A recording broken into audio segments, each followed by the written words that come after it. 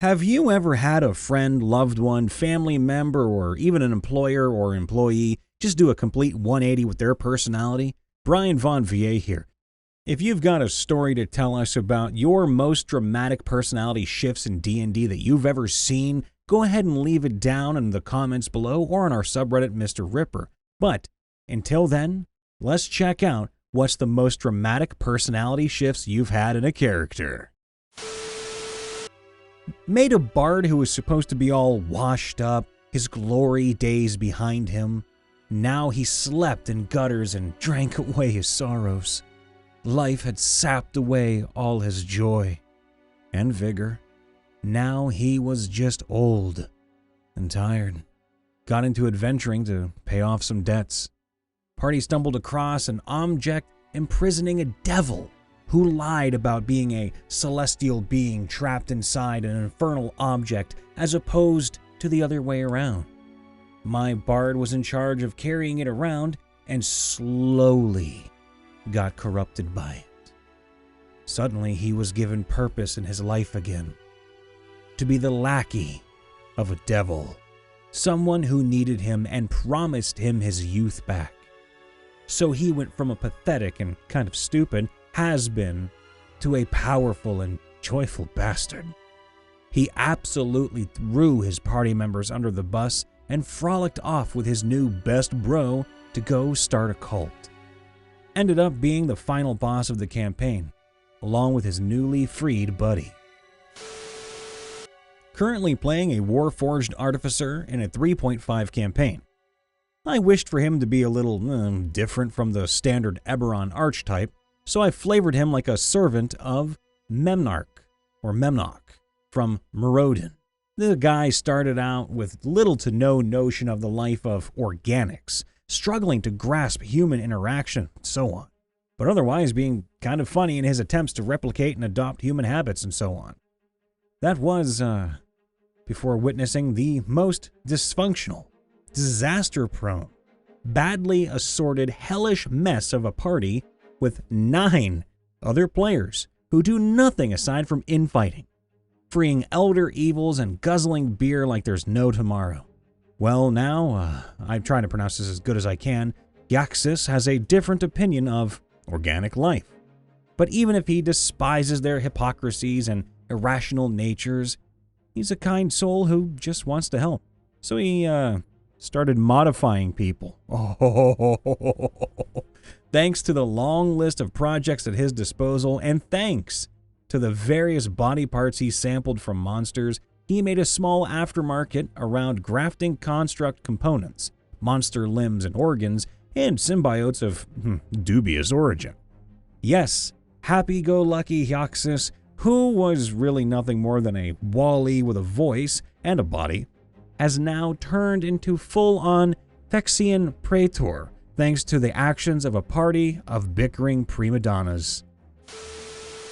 My current character, Dakari, began as a lawful good Samsaran monk with a vow of poverty and a focus on healing others using ki. I had intended for them to be a soft but honest voice of reason within the party that would deal only non-lethal damage, to keep the number of bodies left in the party's wake to a minimum. They were devoted to the deity of their people and strove to help others in need, often neglecting themselves in the process. I had been hoping to keep their positive and gentle nature as a nice foil to the party. But there's a paladin in the party, Laza. Dakari and Laza were friends at the start of the campaign. He is a zealot. As much as he loves his people, the party, and our god, it seems he loves to spread the truth of our god even more. Feats, items, and skill ranks have been dumped into boosting his diplomacy to dangerous levels. His unrepentant need to share his truth has been grating on Dakari. The biggest turning point was when Laza persuaded a Solar that her god was dead. The outer planes have been cut off. Our god does not reside within the outer planes, so our paladin still has magic. She was discussing philosophy with a Balor when Laza pushed into the conversation. He explained that all of the gods were dead and that the first god, the true god, was ours. and that he was alive and well. Dakari could see him upsetting the Solar and told him to stop. Laza would not. This was the first time Dakari would strike at Laza lethally. This would not be the last. This was also the point in which Dakari's alignment began shifting. We're now level 12 and Dakari has changed classes twice, Spiritualist, now Barbarian, and changed alignments as well, from neutral good now chaotic good. They had a lich perform surgery on them to remove their god's connection to them.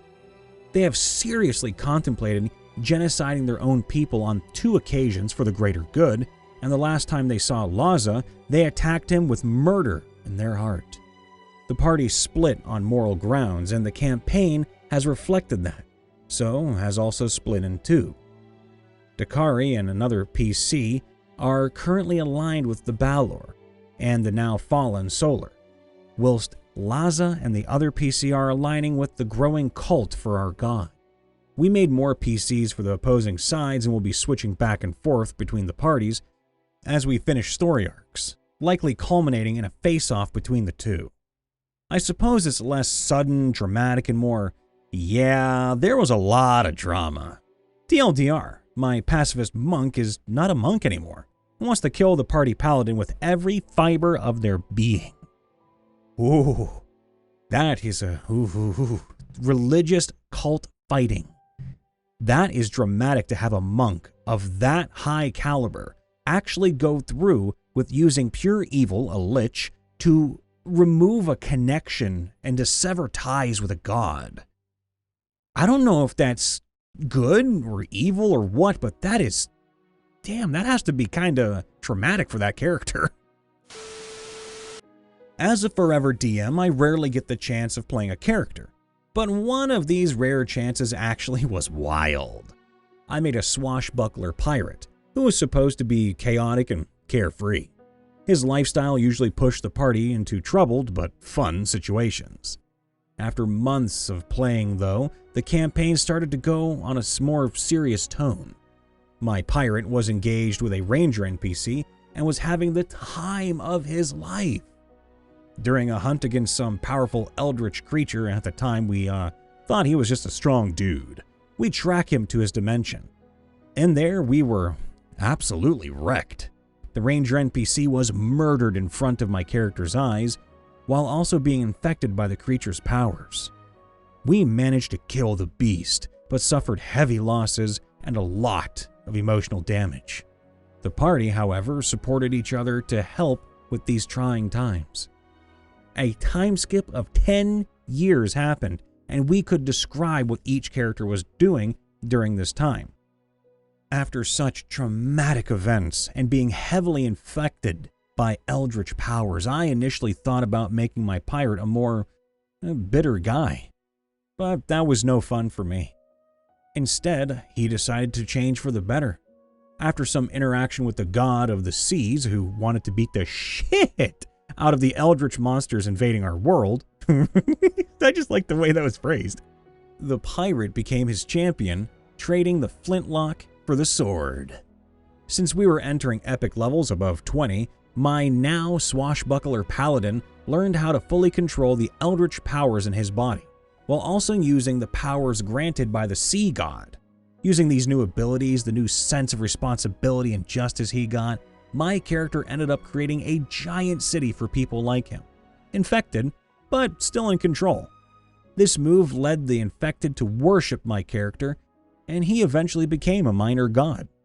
TLDR, a pirate who only wanted to drink himself into a stupor and get laid becomes a virtuous paladin god.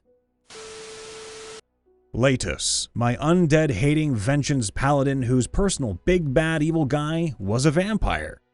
Being turned into a vampire by said big bad evil guy was pretty dramatic. The crazy thing, and the shift I didn't expect out of him, is that he panicked and moped around about being the thing he hated for like a day at most, and then he completely fell in love with it. Drunk off the power, spending his nights running around the base trying to turn into a bat, and of course holding his hand under a faucet to see if the running water thing was true. It actually is. Actually reading for once in his life about vampires and trying to copy what he read. He had been a 10 intelligence, 1-track minded character for the entire campaign, but vampirism made him sharp. He started collaborating with the inventor character, Artificer wasn't published yet, to make a collapsible coffin that he could take with him in the bag of holding, a customized bag of holding that he could open from the inside if he needed to mist into it to recover, as well as figuring out exactly how much of a barrier needed to be between him and the sun before he was no longer on fire, and drafting up a parasol. He loved it. He never wanted to let it go. That surprised me. But damn if he wasn't dedicated to learning everything he could to be a lawful good vampire in full control of himself. Also, one time he went outside with a blanket over his head and caught on fire. So he ran back inside, calmly turned to the fighter, and informed him that there was currently a blanket on fire on the back porch, and could he please take care of that? Those damn kids playing ding-dong ditch leaving blankets of shit on fire. A tiefling warlock intended to be all fiendish and angsty, but took the fey-touched feat at first level for more spells. DM bamboozled me and said that I was fey-touched and the patron I made a pact with was an archfey in disguise. So my character went from death metal to K-pop. So I leaned into it instead of fighting it, and had the tiefling horns twist into a unicorn horn, and blanched his skin bone white. That's actually a pretty, you know what? I'm proud of you. Not a lot of people would just lean into something like that. Good committing. Pulse, my elf wizard, was initially meant to be the voice of reason. When the group read about a demon lord that Pulse thought he had previously been possessed by, but nobody believed him and thought it didn't exist, he became constantly anxious and paranoid that anything around him could be a demon in disguise. I was playing a tiny Lamia sorcerer pirate, whose anger issues could make a barbarian hesitate. Ooh, fun. Our group was on the way to a mobile island where the BBEG had set up his base for the pirating empire he had built. Our fleet of ships has just been ransacked by a powerful necromancer and killed one of the NPCs our wizard had grown very attached to. Normally, my sorcerer would tell them to suck it up, but they had actually grown to like the wizard. So I used the ritual caster feat to summon a phantom steed and cast water walking on them, carrying the corpse to a nearby island where a temple has resurrected the NPC before, bringing them back. I then surprised the wizard with the news by throwing said NPC through her window. Hey, your favorite NPC is back here, have her, bitch! Valen was once a level-headed lawful good paladin, the epitome of justice. After an incident that resulted in his death, he was resurrected and now had a split personality in the form of Ravan, a lawful evil warlock. It's anyone's guess when he'll suddenly shift, decided by a d6 dice roll, and it's been an interesting experience for my first ever campaign. Hey everybody, Brian Von VA here, checking in after the vid. Make sure to leave a like, subscribe, and to ring that bell to get notified when we post a new video, or in case we go live, but we would do so on Twitch more so, I assume. Also, if you have a story you'd like to tell us, you can do so in the comments down below, or check out our subreddit, r/MrRipper. We actually look at both, so use them while you got them, kids. Also, if you want to come say hi to me, your favorite narrator from Ohio, Brian Von VA, you can do so at my website, brianvonva.com, and check my Twitch out from there or my other socials. I stream a lot, so come say hi anytime I'm live. And I always end things on a positive note. I'm really impressed with one story in particular that I read today. And it's because you don't see a lot of people willing to lean into something that a DM, not an unreasonable thing, of course. It's cool because that shows that you have a maturity to you. Because this DM was clearly not a railroader as far as I saw. And I like that about some people. I think it's a good thing that your character may have an unexpected twist or turn that was completely out of your control. Something that may make them great or bad, but it doesn't matter. What matters is you now have an avenue to explore a brand new creative spike. Use it. I know all of you out there listening have this beautiful imagination. I've seen it before. I've read thousands upon thousands upon thousands of comments, and you guys and gals have this blossoming imagination deep inside of you. So if you get the rare chance that a DM might want to try and change or shift things for you just slightly without railroading or hand-holding, then give it a go. Because honestly, y'all are creative as hell. And I really want to hear more of these stories. So, all the love to all of you. I'll see you next time. Bye for now.